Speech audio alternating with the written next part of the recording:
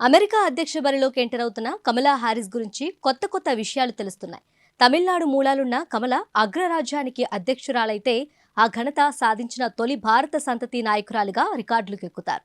President అయిన తొలి నల్లజాతి అమెరికా మహిళగాను చరిత్ర సృష్టిస్తారు. కమల మూలాలు మన దేశంతో పాటు పలు దేశాల్లో ఉండటం విశేషం. ఆమె తల్లి శ్యామలా గోపాలన్ తమిళ బ్రాహ్మణురాలు కాగా, తండ్రి డొనాల్డ్ జాస్పర్ హారిస్ జైమెకన్ సంతతికి చెందిన నల్లజాతి వ్యక్తి. డొనాల్డ్ ముత్తాత హమిల్టన్ బ్రౌన్ గురించి కొంతమంది పరిశోధకులు కొత్త విషయాలు తవ్వితీస్తున్నారు. హమిల్టన్ మంచివాడు కాదని, నల్లజాతి బానిసలను హింసించిన దుర్మార్గుడని చెబుతున్నారు. తెల్లజాతివాడైన అతని దగ్గర 120 మందికి పైగా నల్లజాతి బానిసలుండేవాళ్ళని, బానిస వ్యవస్థ కొనసాగాలని అతడు లండన్ వెళ్లి ఫైట్ చేశాడని ఆధారాలు చూపుతున్నారు. కమల తాతకు ముత్తాత అయిన ఆ బానిసల వ్యాపారి చరిత్ర అమెరికా అధ్యక్ష ఎన్నికలపై ప్రభావం చూపకపోవచ్చు.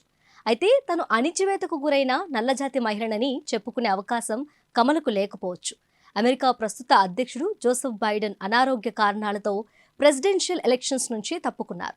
దీంతో అమెరికాకు ఉపాధ్యక్షురాలిగా పనిచేస్తున్న డెమోక్రాట్ పార్టీ నేత కమలనే ఆ పార్టీ తరపున బరిలోకి దిగడం ఖాయంగా కనిపిస్తోంది. కమల తండ్రి డొనాల్డ్ హారిస్ జమైకాలోని బ్రౌన్స్ టౌన్స్ లో జన్మించాడు. ఆ ఊరికి ఆ పేరు అతని ముత్తాత అయిన హమిల్టన్ బ్రౌన్ పేరు మీద వచ్చింది. హమిల్టన్ నిజానికి ఉత్తర ఐర్లాండ్కు తెల్లజాతివాడు. అతని దగ్గర నల్లజాతి బానిసలు వందల్లో ఉండేవాళ్ళు. కమల తండ్రి 2019లో ఓ పత్రికలో రాసిన వ్యాసంలో ఈ విషయం చెప్పాడు.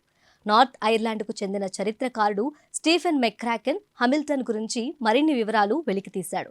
అతడు తెలిపిన వివరాల ప్రకారం హమిల్టన్ ఉత్తర ఐర్లాండ్లోని యాంటీరిమ్లో 1776లో పుట్టాడు. టీనేజ్ వయసులో కరీబియన్ సముద్ర ద్వీప దేశమైన జమైకాకు వెళ్లాడు. కొన్నాళ్ళు పుస్తకాల షాపులో పనిచేసి కొంత భూమి కొన్నాడు. చెరుకు తోటల పనుల కోసం బానిసలను కొన్నాడు. ఆ కాలంలో బానిస వ్యవస్థను రద్దు చేయాలని బ్రిటన్లో పెద్ద ఉద్యమం మొదలైంది. హమిల్టన్ ఆ ఉద్యమాన్ని తీవ్రంగా వ్యతిరేకించాడు. అతడు అంత మంచి మనిషి కాదు అని అంటాడు చరిత్రకారుడు స్టీఫెన్. దుర్మార్గమైన బానిస వ్యవస్థ కొనసాగిందేనని హమిల్టన్ లండన్ వెళ్లి ఫైట్ చేశాడు. బానిస వ్యవస్థ రద్దయితే తన దగ్గరున్న వందలాది బానిసలను కోల్పోవాల్సి వస్తుందని అతని భయం. అందుకే తరచూ జమైకా నుంచి లండన్ వెళ్లి బానిసత్వ అనుకూల ఉద్యమంలో పాల్గొనేవాడు.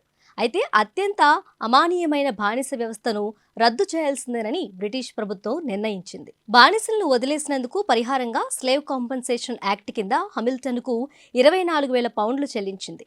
హమిల్టన్ దగ్గర అప్పటికే బోలెడు ఆస్తి ఉంది. బానిస వ్యవస్థ రద్దు తర్వాత జమైకాలోనే స్థిరపడ్డాడు. కమల తండ్రి డొనాల్డ్ హారిస్, తల్లి క్రిస్టియానా బ్రౌన్ ఆ హమిల్టన్కు వారసురాలే. క్రిస్టియానా ఆఫ్రికా మూలాలున్న నల్లజాతి మహిళ.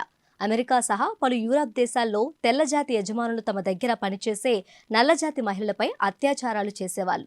దీంతో మిశ్రమ జాతి పిల్లలు పుట్టేవాళ్ళు. కమలా హారిస్ తండ్రి పూర్వీకుల్లో బానిసలతో పాటు బానిసల వ్యాపారి హమిల్టన్ కూడా ఉండటం ఆసక్తి రేకెత్తిస్తోంది.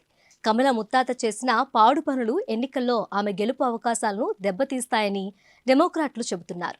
ఇండియా, జమైకా, అమెరికా మూలాలున్న కమల అమెరికన్ల భిన్నత్వానికి ప్రతీక అని, జనం ఆమె జాతికి బదులు ప్రతిభను చూసి ఓటేస్తారని అంటున్నారు. మరోవైపు కమల మూలాలు తమ ఊరిలో ఉన్నందుకు గర్వంగా ఉందని తమిళనాడులోని ఓ గ్రామ ప్రజలు సంబరాలు చేసుకుంటున్నారు.